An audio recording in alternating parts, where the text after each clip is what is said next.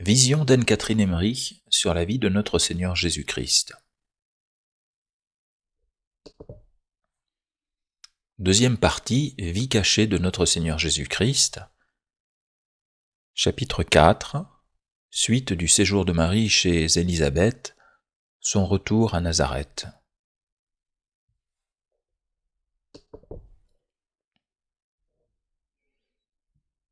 Le Shabbat étant venu, Zacharie, Joseph et 6 autres hommes priaient debout comme je le vis, une lampe les éclairait.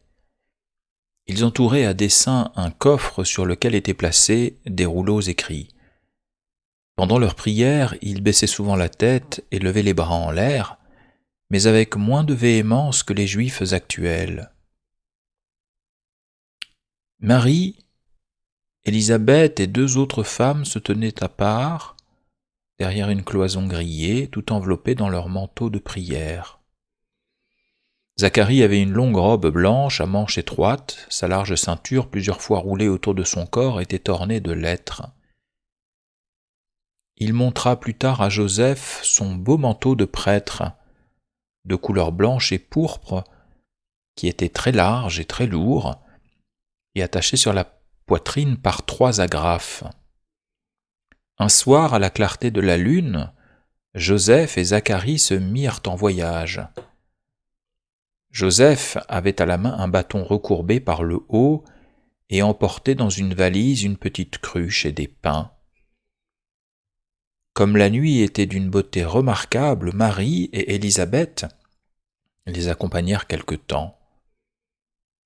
À leur retour, elles entrèrent dans la chambre de Marie, allumèrent une lampe et récitèrent le Magnificat. Marie resta 3 mois chez Élisabeth. Elle assista à la naissance de Jean.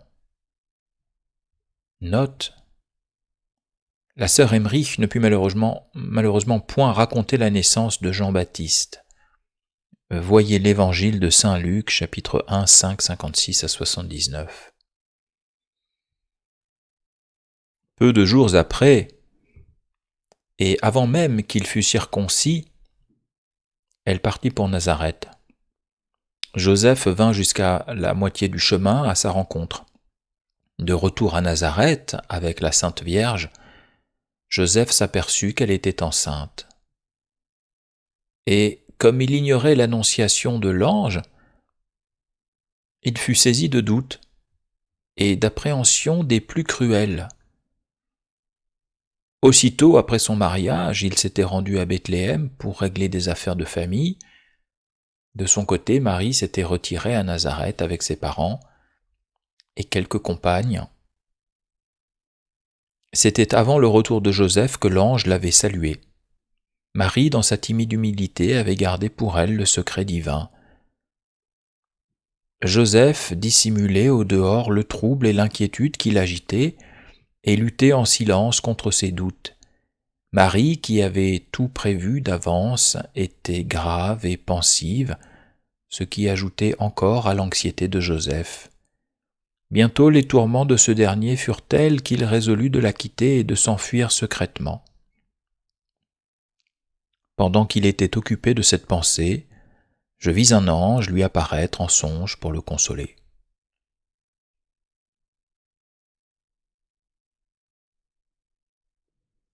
Chapitre 5. Préparatifs pour la naissance de Jésus-Christ. Vers le même temps, un édit de César Auguste prescrivant le dénombrement du peuple et une levée d'impôts fut publié dans la terre promise, et je vis une multitude de personnes parcourir le pays pour se rendre en divers lieux. Déjà, depuis 15 jours, je voyais Marie occupée de toutes sortes de préparatifs pour la naissance de Jésus-Christ. Elle préparait des couvertures et des langes. Je la voyais dans la maison. Elle était dans un état de grossesse fort avancé et travaillait assise dans une chambre avec plusieurs autres femmes. Anne, qui possédait de grands pâturages et des troupeaux nombreux, fournissait abondamment à la Sainte Vierge de tout ce qu'exigeait son état. Persuadée que Marie ferait ses couches dans sa maison et que tous ses parents viendraient la visiter, elle préparait tout pour la naissance de l'enfant de la promesse. De belles couvertures et de riches tapis étaient confectionnés. Je voyais même des fils d'or et d'argent qu'on employait à les broder. Tous ces objets, il est vrai, n'étaient pas destinés à la très sainte Vierge. Une grande partie devait être distribuée aux pauvres, qui en pareille circonstance n'étaient jamais oubliés. Sainte Anne était très affairée. Elle allait et venait distribuer la laine à ses servantes et leur assigner leurs tâches. Quant à Joseph, il était à Jérusalem, où il avait conduit des têtes de bétail qu'il voulait offrir en sacrifice. De là, il s'était rendu à Bethléem pour prendre des renseignements sur le dénombrement qui exigeait que chacun vînt dans son lieu natal. Il ne se fit pourtant pas inscrire encore, ayant le projet, après avoir accompagné Marie au temple pour sa purification, de revenir à Bethléem avec elle et de s'y établir. Je ne sais plus bien quels avantages il y voyait, mais le séjour de Nazareth ne lui plaisait point. Vers minuit, comme il passait par la plaine de Kimki, à 6 lieues de Nazareth, un ange lui apparut et lui ordonna de conduire Marie à Bethléem, car c'était là qu'elle devait donner naissance à l'enfant. Il lui indiqua les objets qu'il devait emporter avec lui. Ils étaient en très petit nombre, et les couvertures brodées en étaient nominalement exclues. Il devait aussi, outre l'âne qui servirait de monture à Marie, emmener avec lui une ânesse d'1 an qui n'eût point encore mis bas. Il devait la laisser courir en liberté et suivre toujours la route qu'elle prendrait.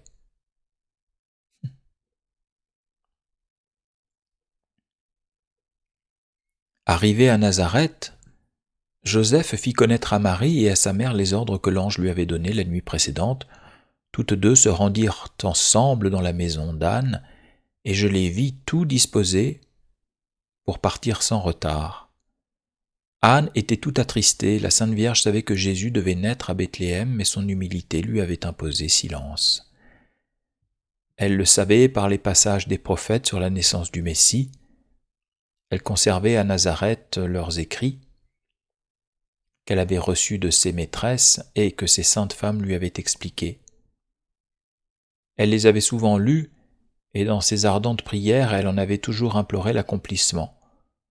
Toujours elle avait appelé bienheureuse celle qui devait mettre au monde le saint enfant, et elle avait désiré être la dernière de ses servantes. Jamais dans son humilité elle n'aurait pensé qu'un tel honneur pût lui être destiné. Sachant par les prophéties que le Sauveur devait naître à Bethléem, elle se conforma avec joie à la volonté divine, en entreprenant ce voyage qui devait être très pénible pour elle dans cette saison, car il faisait souvent un froid très vif dans les vallées qui coupaient les chaînes de montagnes.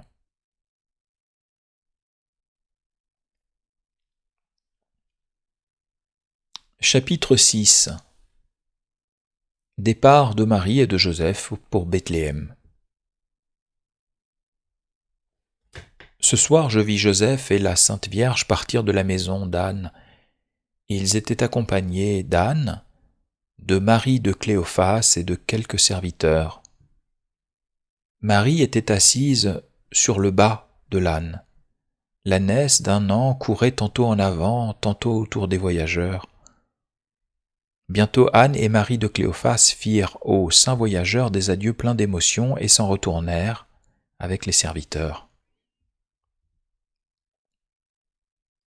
Je vis la Sainte Famille s'avancer par le chemin qui côtoyait les montagnes de Guelboé. Ils évitaient les villes et suivaient la jeune ânesse qui prenait toujours les chemins de traverse. Ils arrivèrent ainsi près de la ville de Guinim, du côté de Samarie, à l'une des propriétés de Lazare. La maison, située sur le haut d'un coteau, était entourée de vergers et on y jouissait d'une vue très étendue. Joseph et Marie étaient liés d'amitié avec Lazare, et l'intendant qui les avait connus dans un voyage antérieur les reçut avec beaucoup de prévenance. Sa femme et lui s'entretinrent respectueusement avec la Sainte Vierge. Il s'étonnait beaucoup de la voir entreprendre un si grand voyage, tandis qu'elle eût pu rester si commodément établie dans la maison de sa mère. Après avoir quitté cette maison, ils durent longer une haute montagne. Il semblait que la vallée qui était à ses pieds fût couverte d'une gelée blanche. Pendant ce trajet qui dura une grande partie de la nuit, la très sainte Vierge, qui souffrait beaucoup du froid, dit à Joseph, ouvrez les guillemets, « Il faut nous arrêter, je ne puis aller plus loin. » Fermez les guillemets. À peine eut-elle prononcé ces paroles que la jeune ânesse s'arrêta et vint se placer sous un grand et vieux térébinthe près d'une fontaine. Ils y firent une station. Joseph arrangea un siège avec des couvertures pour la Sainte Vierge, qui l'aida à descendre de sa monture et qui s'assit contre l'arbre. Il suspendit à une branche la lanterne dont il s'était muni. La Sainte Vierge implora Dieu, lui demandant de ne pas permettre que le froid lui fût nuisible. Aussitôt, une grande chaleur se répandit dans tout son corps et elle réchauffa de ses mains les mains de Joseph. Puis ils prirent un repas composé de petits pains, de fruits et de l'eau de la fontaine près de laquelle ils étaient assis. Joseph ajouta à cette eau du baume qu'il portait dans un petit vase de terre. Il cherchait à consoler la Sainte Vierge. Il était si bon. Il souffrait tant de ce que ce voyage était si pénible. Il lui parla du bon logis qu'il espérait lui procurer à Bethléem. Il connaissait une famille de braves gens où il serait très bien et à peu de frais. Il lui vanta d'ailleurs tout Bethléem et lui dit tout ce qui pouvait la consoler. Cela m'inquiétait car je savais bien que les choses iraient d'une toute autre manière. Cela m'inquiétait car je savais bien que les choses iraient d'une toute autre manière. La jeune ânesse, courant en liberté, avait quelque chose de frappant dans ses allures.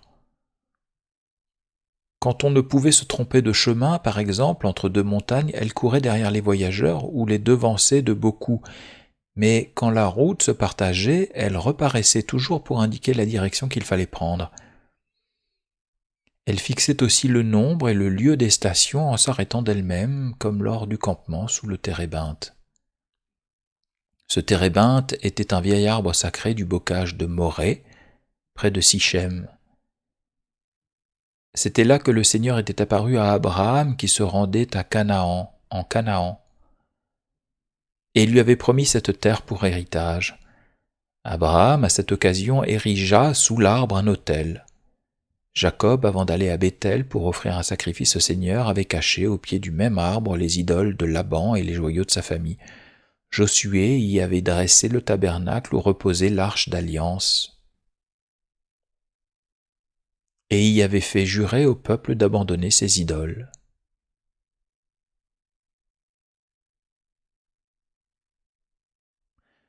Chapitre 7. Suite du voyage de la Sainte Famille. Je vis Joseph et Marie se remettre en marche. Dès qu'ils eurent pris quelque repos, ils arrivèrent après un trajet de 2 lieues à une grande métairie. La maîtresse du logis était absente et son mari les renvoya, leur disant qu'ils eussent à se pourvoir ailleurs. Après avoir cheminé quelque temps, ils s'aperçurent que l'ânesse était entrée dans une cabane. Ils l'y suivirent et furent accueillis avec bienveillance par des bergers qui s'y trouvaient. Ceux-ci leur offrirent de la paille, des joncs et des branches pour faire du feu. Ces bergers se rendirent ensuite à la métairie d'où Joseph et Marie avaient été repoussés, et quand ils eurent raconté à la maîtresse de cette maison combien Joseph avait l'air bon et pieux, combien sa femme était belle et paraissait sainte, elle fit des reproches à son mari pour avoir repoussé de si dignes gens, et se rendit aussitôt à la cabane où s'était arrêtée Marie. Mais la timidité l'empêcha d'y entrer, et elle retourna chez elle pour prendre quelques aliments. Elle revint bientôt avec ses 2 enfants trouver la Sainte Famille et lui porter offrande. Elle demanda pardon, poliment, et parut touchée de leur triste situation. Après que les voyageurs se furent rafraîchis et reposés, son mari vint aussi et s'excusa auprès de saint Joseph de ne l'avoir pas reçu. il lui dit qu'à 1 lieue de distance, il trouverait une bonne auberge où il pourrait s'arrêter pendant le Shabbat. Ils se mirent alors en route. Après avoir fait 1 lieue en montant, ils découvrirent en effet une grande maison entourée de jardins et de vergers, située sur le côté septentrional de la montagne. Le baume y croissait sur des arbrisseaux rangés en espalier. La Sainte Vierge avait mis pied à terre, et l'âne était conduit par Joseph. Dès qu'ils furent arrivés, Joseph demanda à être logé, mais le maître de la maison répondit qu'il ne pouvait les recevoir car l'auberge était pleine. La très sainte Vierge s'adressa à l'hôtesse qui était accourue et lui demanda avec la plus touchante humilité de vouloir bien leur accorder un logement. Cette femme ressentit une émotion profonde, et l'hôte lui-même cessa de résister. Aussitôt, un gîte commode fut préparé par lui dans une cabane voisine, et l'âne fut placé dans l'écurie. L'ânesse n'était pas là, elle courait dans les environs. Joseph alluma une lampe et se mit, ainsi que la Sainte Vierge, à réciter les prières du Shabbat avec une touchante piété. Après avoir fait une petite collation, ils se reposèrent sur des nattes étendues par terre. Marie et Joseph passèrent tout le Shabbat dans cette retraite. L'hôtesse présenta ses 3 enfants à la Sainte Vierge. Et la femme qui la veille l'avait si charitablement traitée vint aussi la visiter avec ses 2 enfants.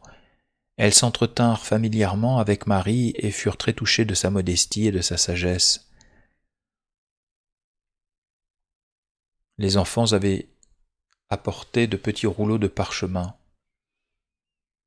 La Sainte Vierge les fit lire, leur donna des instructions et leur parla d'un ton si aimable qu'ils ne la quittaient pas des yeux. Rien n'était plus touchant à voir et surtout à entendre. Dans l'après-midi, Saint Joseph se promena avec l'hôtelier dans les jardins et les champs. Leur conversation était très édifiante. C'est du reste ce que j'ai toujours vu pratiquer dans ce pays le jour du Shabbat par les gens vraiment pieux.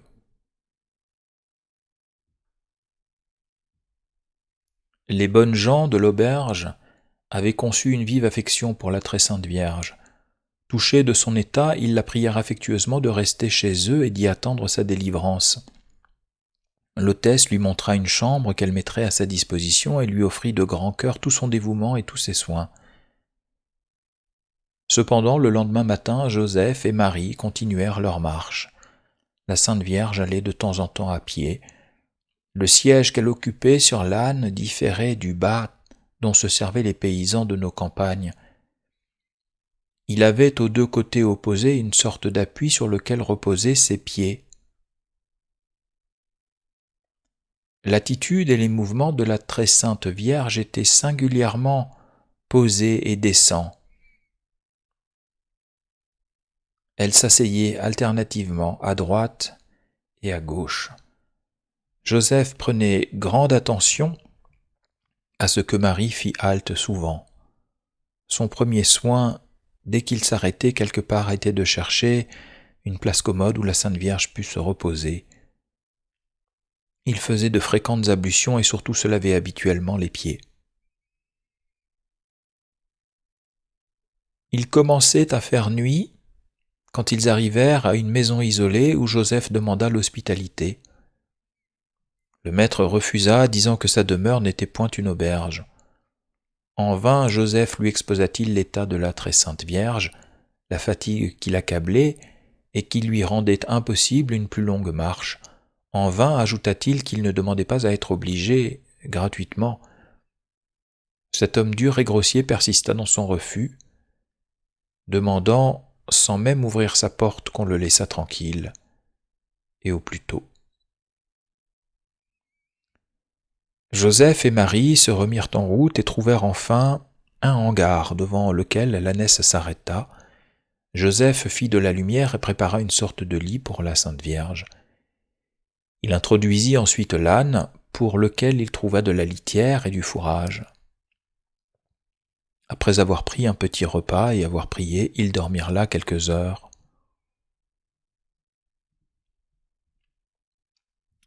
Ils étaient à 26 lieues de Nazareth et à 10 de Jérusalem. Jusqu'alors, ils avaient constamment suivi les chemins de traverse qui allaient du Jourdain à Samarie et aboutissaient à la grande route de Syrie en Égypte. Ces chemins étaient très étroits, surtout dans les montagnes, et présentaient bien des pas difficiles, mais les ânes y marchaient d'un pied ferme. À plusieurs lieues au nord-est de Béthanie, Marie se trouva fatiguée et dans la nécessité de prendre quelque chose et de se reposer. Joseph, alors, se détournant du chemin, la conduisit à une demi-lieue de là, dans un endroit où il y avait un figuier ordinairement chargé de fruits, et qu'il avait remarqué dans un voyage précédent. Cet arbre était entouré de bancs commodément disposés. Quand ils y arrivèrent, ils eurent le regret de n'y pas trouver un seul fruit, et s'en allèrent, péniblement jusqu'à une maison où ils prièrent qu'on les accueillît. Le maître fut d'abord très impoli. Il regarda la Sainte Vierge à la lueur de la lanterne et railla Joseph de ce qu'il menait avec lui une femme si jeune et dont il devait être bien jaloux. Mais sa femme eut pitié de la Sainte Vierge. Elle lui offrit avec bonté une chambre dans une aile de sa maison et lui apporta des petits pains. Le mari, à son tour, eut honte de sa rudesse. Il se montra bienveillant et vraiment hospitalier envers les saints voyageurs. Plus tard, ils entrèrent dans une troisième maison, habitée par un jeune ménage qui les reçut avec politesse mais sans empressement. Leurs hôtes étaient de riches paysans livrés au commerce et tout occupés de leurs intérêts. Joseph faisait des stations fréquentes à la fin du voyage car la Sainte Vierge était de plus en plus fatiguée. À 7 lieues de Bethléem, Marie et Joseph demandèrent l'hospitalité à un berger qui leur témoigna une parfaite bienveillance. Il ordonna qu'on les conduisît dans une chambre commode et qu'on prit soin de leur âne. Un serviteur lava les pieds de Joseph et lui mit d'autres habits afin de nettoyer les siens qui étaient tout poudreux. Une femme rendit les mêmes services à la Sainte Vierge. Après avoir pris leur repas, ils se reposèrent. La maîtresse du logis se tint capricieusement renfermée. Elle avait regardé les voyageurs à la dérobée, et comme elle était jeune et vaine, elle avait vu d'un œil jaloux la beauté de la Sainte Vierge. Craignant d'ailleurs que Marie ne demandât à rester dans sa maison pour faire ses couches, elle ne parut pas et contribua ainsi par son impolitesse à faire partir la Sainte Famille dès le lendemain. C'est la femme aveugle et toute courbée que Jésus trouva 30 ans après dans cette même maison, et qu'il guérit, après l'avoir exhortée à être moins vaine et plus hospitalière. Après un trajet de quelques lieues, Joseph et Marie arrivèrent à une grande auberge. Beaucoup de personnes y étaient rassemblées pour un enterrement. L'intérieur de la maison, au milieu de laquelle se trouvait le foyer, avait été transformé en une grande et seule pièce par la suppression de cloisons mobiles. Derrière le foyer étaient suspendues des tentures noires, et devant était placée une sorte de bière, couverte aussi de noir, autour de laquelle priaient plusieurs hommes vêtus de longues robes de deuil, par-dessus lesquelles ils en avaient de blanches, mais plus courtes. Dans une autre chambre pleuraient les femmes, assises sur le plancher et tout enveloppées de leurs manteaux. Le maître et la maîtresse de la maison, tout occupés des funérailles, se bornèrent à saluer très poliment Joseph et Marie. Cependant, les domestiques prodiguèrent aux étrangers les soins les plus empressés.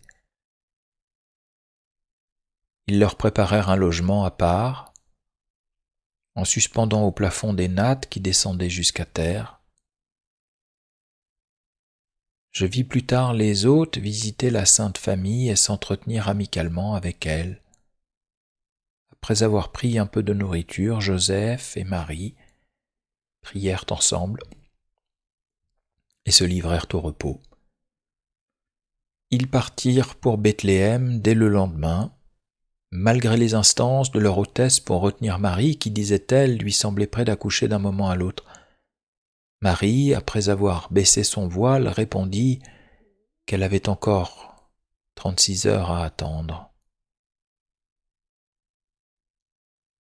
Je vis, au moment du départ, Joseph parler de ses ânes avec l'hôte. Il fit l'éloge de ses animaux et dit qu'il avait pris l'ânesse afin de pouvoir la mettre en gage en cas de nécessité. Comme les hôtes lui objectaient la difficulté de trouver un logement à Bethléem, Joseph répondit qu'il avait en cette ville des amis dévoués et qu'il serait certainement bien reçu.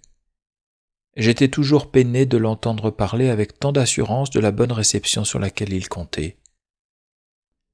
Il en entretint encore Marie pendant la route.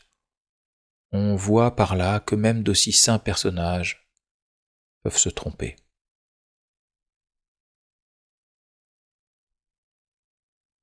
Fin du chapitre 7. Avant de nous quitter, si vous avez aimé cette lecture, mettez un pouce bleu. Si vous souhaitez soutenir la chaîne et ses contenus, abonnez-vous. À bientôt.